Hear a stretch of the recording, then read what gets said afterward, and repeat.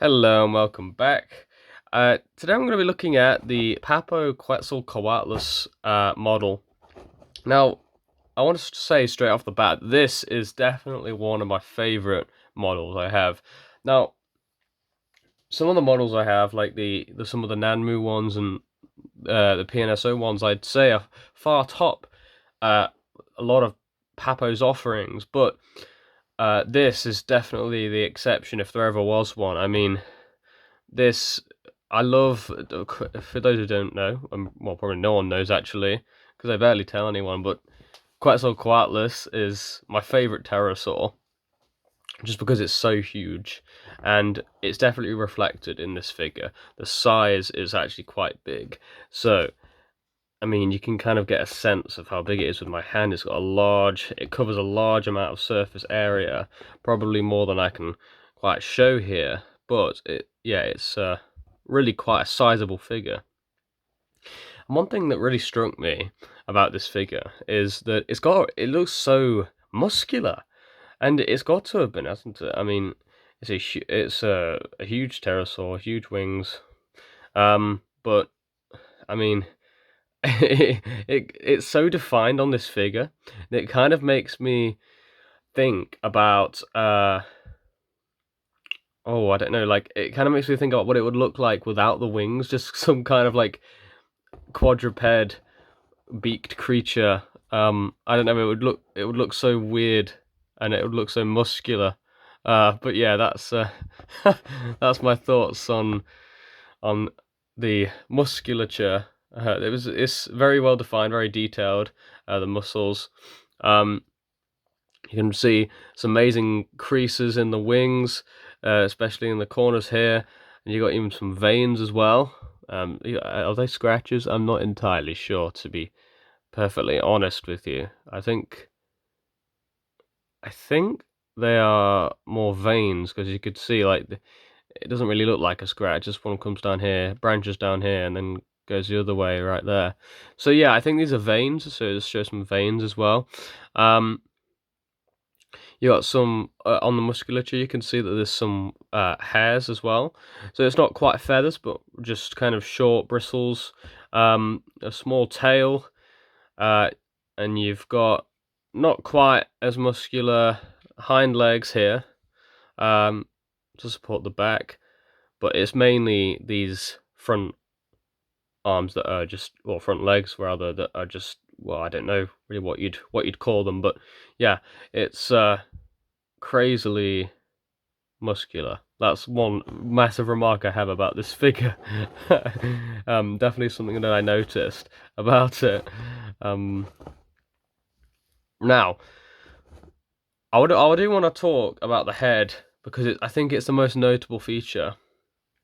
Of course, it's a very important feature in any dinosaur model, although this is a pterosaur, not a dinosaur. But it's huge, it's very long, which is good. That's how Quetzalcoatlus is supposed to be. And of course, you've got this nice patterning here on the beak to kind of round it off. Honestly, I'm not so sure about how I feel about it. I'm alright with the paint here. I think it's alright. It's not amazing, but it's not. Oh, I wouldn't say it's terrible either. I think it's good. It's good paint. And then you've got some lighter beige paint here, and it kind of darkens as we get to the this part of the skull here. And you've got kind of a yellowish looking eye, with a black pupil, or is it brown pupil, red pupil? Well, it's quite a few different things. I'm not really entirely sure. It looks kind of red to me, reddish brownish. Thought it was black for a sec, but yeah, that's the uh, that's a large part of the head, and obviously there's this really notable part here, the crest. It's got some nice oranges and lighter oranges as we go down the crest here, and we've got like a black bordering to really highlight that orange and the lighter orange. Below the head, we have this really kind of, it's almost like a dewlap. It's got the dewlap, if you want to call it that. I don't think it is, but We'll just call it that for the time being. It's kind of got like a pinkish color to it, which is nice and realistic. Papo always good at making like lifelike figures, so it's nice that they added that touch. And as you can see, it's got a lot of creases in here. Really nice crease detail here on the neck. The neck is nice and long. It's got some nice kind of, if we get it focused there, some nice greenish paint on the neck there. Yeah, I'd say that's a good touch. It would have been nice if it kind of faded out a bit more along this part of the sculpt here, because it kind of just stops. But yeah, it's a nice color to put on it, I think. Now, one thing I do want to say about the jaw articulation is that usually in any Papo Quetzalcoatlus model, it would usually go up to about here. But mine's broken. My jaw's broke. I broke it off the other day because I pulled the jaw up too far, the upper jaw, I mean, and so mine kind of goes up like that.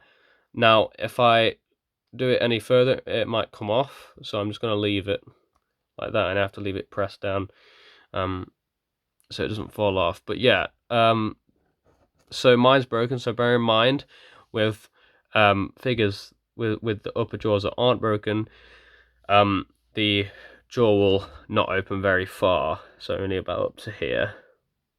I think, yeah, or maybe it's a bit lower like that. But yeah, if anyone has a Papo Quetzalcoatlus model, they'll have to send me a photo perhaps of the jaw. But yeah, and also we have the hands here. Now the painting on the hands is a little bit better than the Papo Ceratosaurus. It's not just like a one whole black color throughout the hand and going up the arm, but rather it's kind of, you got the black claws, and there's like a beige, some beige and black alternating rings, as you can see on the fingers here. The same goes for this hand here as well. Now the feet as well are, just get it in a better light there. The feet are kind of similar. It's just, you know, that beige and black alternating rings to it. We've got 4 toes, obviously, and 4 claws. So yeah, the Papo Quetzalcoatlus. I just want to show the bottom side as well. Here's the bottom side. Again, we've got the muscular definition very much present. Really nice creasing on the inside of the wings there as well, especially along here, and got some here as well. Some nice veins as well, and nice defined pectoral muscles as well. So yeah, that's a Papo Quetzalcoatlus. Really well detailed figure, really large figure. So it's for any Pterosaur slash more specifically Quetzalcoatlus fan, this is definitely a figure for you. Again, I'm not sure on the scientific accuracy, but I can tell you that it's definitely worth it. I don't think it's like it's definitely not egregious in terms of Quetzalcoatlus. It's not you know, it's not like the Rebor Acrixonatosaurus, where it's just obviously not accurate at all. You know, this is passable. And yeah, it's a great paint application. Again, could use a bit more definition. Fading up here with the green paint, but it's a fine figure for a collection. And again, I would definitely recommend this figure to anyone who is considering it. It's $17.99 on Everything Dinosaur. That's where I got it from. Actually, I had someone buy it for me from Everything Dinosaur. I got it as a Christmas present. But yeah, from everything. I think it's from Everything Dinosaur.